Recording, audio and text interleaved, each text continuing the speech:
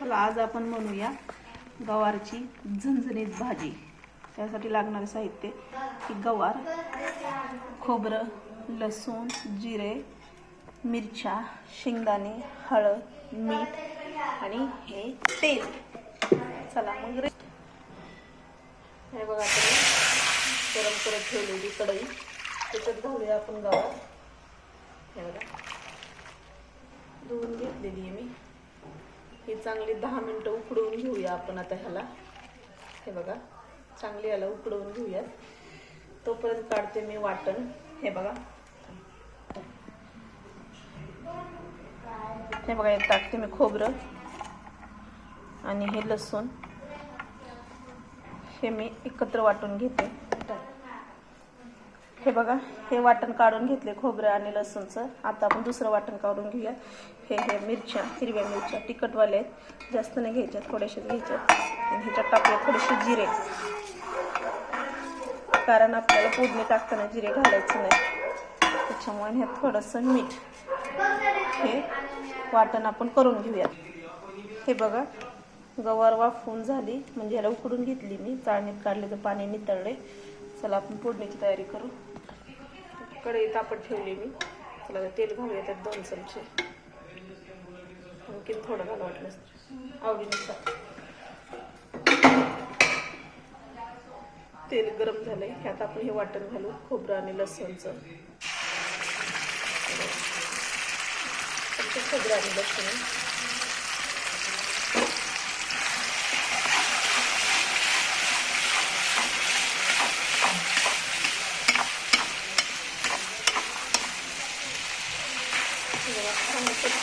आवाज द्यायचा खोबरं आणि लसणाचा।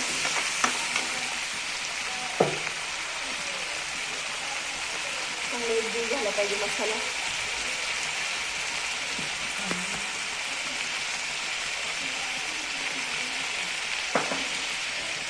लसूणला भाजून घेते मी।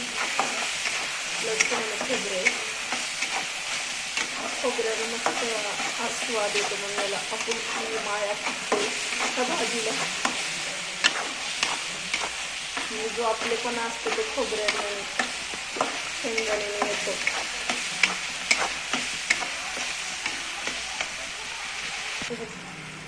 आता मसाला चांगला भाजलाय, त्याच्यात आता आपण घालूया मिरची।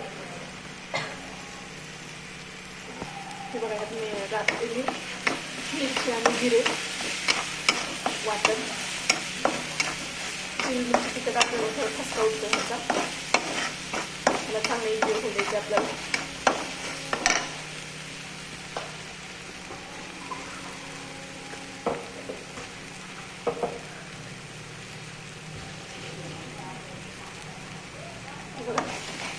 वाटणाला एकत्र असं वाट करून घेऊया आपण। बघा आता थोडीशी घालूया आपण हळद, जास्त नाही पण थोडीशी। गावाकडची हळद असल्यामुळे मला कलर जास्त येतो। त्याला चांगलं एकजीव झालं पाहिजे, मिरच्या भाजल्या पाहिजेत तेलातच। आणि जिरीचा पण स्वाद उतरलाय ह्या मसाल्यात आता, आणि ती बारीक वाटल्यामुळं चांगलं लागते। अशा हिरव्या भाज्यांना शक्यतो जिरे वाटून घालायची, म्हणजे त्याचा स्वाद पण चांगला लागतो आणि दिसून पण येत नाही त्याच्यामुळं। हे बघा मसाला चांगला चिटकायला लागला खाली। त्याला 2 मिनिटं असंच परतूया आपण। हे बघा चांगलं मिक्स झाले, त्यात घालूया आपण गवार उकडलेली। त्याला मी हलवून घेते चांगली। हे बघा गवार चांगली त्या मसाल्यात मिक्स झाली अशी। हे बघा असं, हे बघा अशी मस्त मिक्स झाली। 2 मिनिटं असं हलवून घेऊया आपण। एकजीव झालीच पाहिजे मसाल्याची। मी आता पण मीठ घातलं होतं, त्याच्यामुळे जपून मीठ घालायचं। हे बघा मी थोडंसं घालते मिरचीचं, कारण मिरची असल्यामुळे नंतर खारट होईल। हे बघा ह्याला चांगले एकजीव होऊ द्यायचं आता।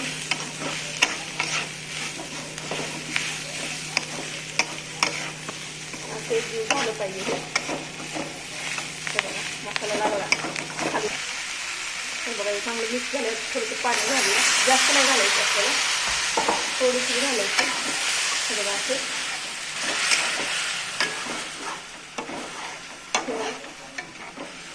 हे चांगली ह्याला एक 5 मिनिटं असं ठेवून देऊया आपण. बारीक गॅस करून झाकत नाही येत त्याला किती असे. तर मी कच्चे शेंगदाणे वाटून घेते. चाल हे बघा 5 मिनिटं झाले. ह्याच्यात आपण टाकूया शेंगदाणे किती.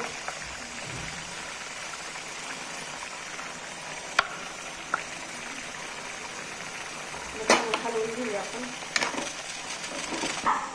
थोडंसं शेंगदाण्याचं पाणी घालूया आपण असं हे. असं हे मस्त याला आणखी 2च मिनिटं ठेवूया, कारण ऑलमोस्ट भाजी होत आली. तरी पण शेंगदाण्याचं कूट टाकलंय ते एकजीव होण्यासाठी 2 मिनिटं ठेवून देऊया आपण असं. हे बघा भाजी झाली आहे मस्त ग्रेव्ही टाईप.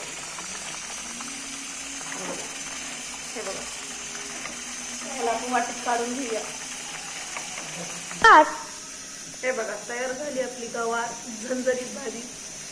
मग लाईक करा, शेअर करा, सबस्क्राईब करा, करून खाऊन बघा नक्की.